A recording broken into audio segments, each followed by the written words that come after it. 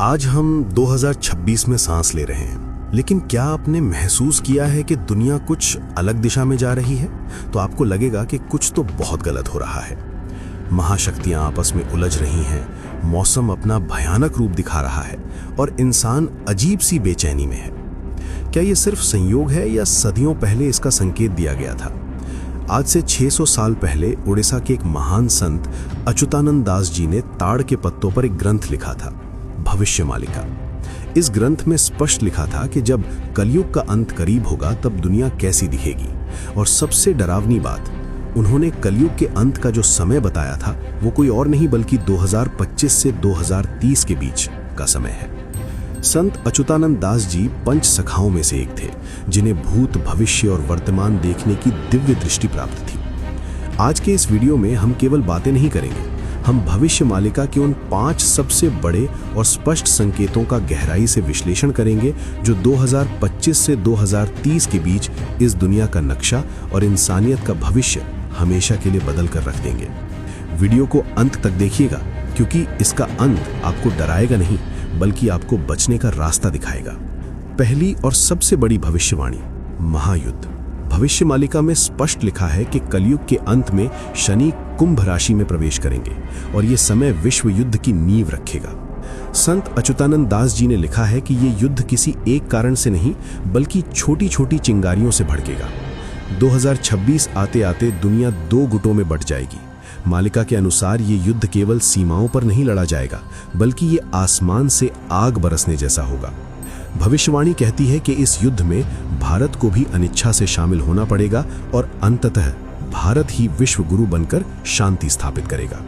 लेकिन उससे पहले 2025 से 2028 के बीच दुनिया भारी तबाही दिखेगी। विश्व की महाशक्तियों के बीच तनाव अपने चरम पर होगा। दूसरी बड़ी घटना, प्रकृति का तांडव। भविष्यमालिका कहती है जब इंसान धर्म को भूल जाएगा तब प्रकृति उसे याद दिलाएगी। 2025 से 2030 के बीच पंचतत्व धरती, जल, अग्नि, वायु, आकाश अपना संतुलन खो देंगे। भविष्यवाणी के अनुसार भूकंप धरती बार बार कांपेगी। मालिका में संकेत है कि समुद्र का जल स्तर बढ़ेगा और उड़ीसा के जगन्नाथपुरी मंदिर की 22वीं सीढ़ी तक पानी आ जाएगा। विचित्र मौसम, जहां कभी बारिश नहीं होती थी वहां बाढ़ आएगी और जहां नदियां थीं वहां सूखा पड़ेगा। दिन छोटा होना एक बहुत ही रहस्यमयी भविष्यवाणी है कि समय अपनी गति बढ़ा देगा। आपको महसूस होगा कि दिन और रात बहुत जल्दी बीत रहे हैं। भविष्यमालिका कहती है कि सूर्य की दिशा और व्यवहार में भी बदलाव देखने को मिलेगा, जिससे भीषण गर्मी और अज्ञात बीमारियां फैलेंगी। तीसरी घटना बेहद डरावनी है, जिसे मालिका में अंधकार का समय कहा गया है। वैज्ञानिक आज सौर तूफान की बात कर रहे हैं, लेकिन भविष्यमालिका में सदियों पहले लिख दिया था कि एक समय ऐसा आएगा जब आसमान से आग बरसेगी और पूरी दुनिया में अंधेरा छा जाएगा। इसे कई विशेषज्ञ आधुनिक इंटरनेट ब्लैकआउट या पावर ग्रिड फेलियर से जोड़कर देख रहे हैं। भविष्यमालिका में आगे लिखा है, कुछ दिनों या महीनों के लिए सूर्य का प्रकाश धुंधला हो सकता है या बिजली की व्यवस्था ठप हो सकती है। ये समय इंसानों की परीक्षा का होगा, जब आपकी टेक्नोलॉजी काम नहीं करेगी और आपको पुराने तरीकों से ही जीवित रहना होगा। क्या आप बिना बिजली और इंटरनेट के रहने के लिए तैयार हैं? चौथी घटना दिल दहलाने वाली है। संत अच्युतानंद दास जी ने लिखा है कि कलयुग के अंत तक पृथ्वी का भार हल्का होगा। युद्ध, महामारी और प्राकृतिक आपदाओं के कारण दुनिया की एक बड़ी आबादी खत्म हो जाएगी। भविष्यमालिका के कई जानकारों का दावा है कि एक ऐसी विचित्र बीमारी आएगी जिसका इलाज विज्ञान के पास भी नहीं होगा। लोग चलते फिरते प्राण त्याग देंगे।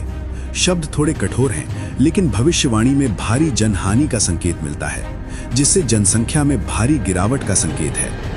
लेकिन डरिए नहीं, क्योंकि इसी विनाश में सृजन का बीज भी छिपा है। ये सतयुग की स्थापना का पहला संकेत होगा। 5वीं और सबसे महत्वपूर्ण घटना, उम्मीद की किरण। तमाम विनाश के बीच 2025 से 2030 का समय भारत के विश्व गुरु बनने का समय होगा।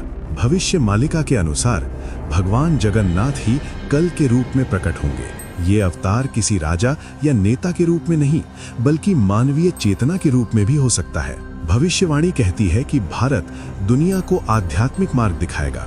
जो लोग सत्य, धर्म और न्याय के रास्ते पर चलेंगे, केवल वे ही इस विनाशकारी समय को पार कर पाएंगे। इसे संगम युग कहा गया है, कलयुग का अंत और सतयुग का आरंभ।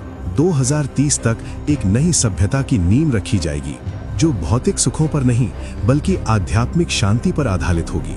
तो दोस्तों, भविष्य मालिका डराने के लिए नहीं बल्कि हमें जगाने के लिए लिखी गई थी। 2025 से 2030 का समय परीक्षा का समय है, इसीलिए प्रकृति का सम्मान करें, धर्म के रास्ते पर चलें, ईश्वर पर विश्वास रखें।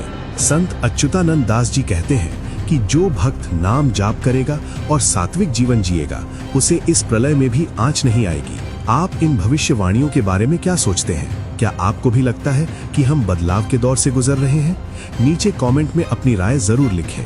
अगर ये वीडियो आपको अच्छा लगा तो इसे शेयर करें ताकि ज्यादा से ज्यादा लोग जागरूक हो सकें। चैनल को सब्सक्राइब करना ना भूलें। जय जगन्नाथ।